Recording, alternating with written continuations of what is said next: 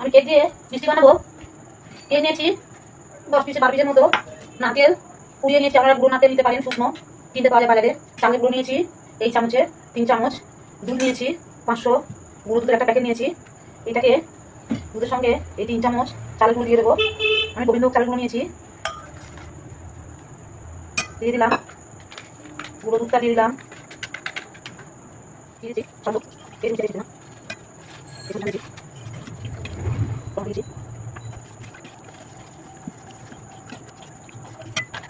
কড়াতে দুধ দিয়েছি 1 লিটার, তার মধ্যে দিয়ে দেবো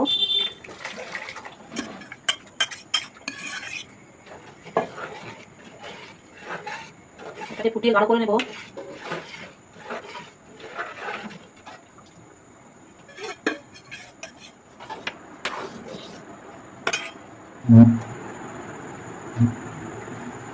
আমি কৌটোতে দুটো কেক দিয়েছি, একটু ভিজিয়ে নিচ্ছি দুধ দিয়ে।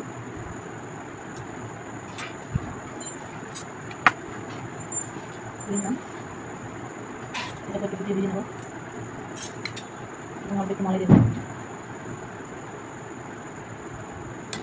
কাজু কিশমিশ দিয়ে দেবো, আবার একটু মালিয়ে দিয়ে দেবো।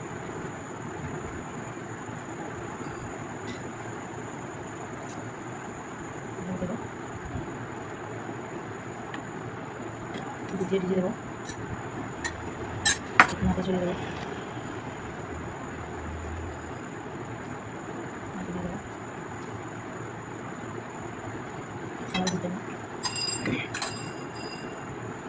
আমার মালাটা দেবো, পরে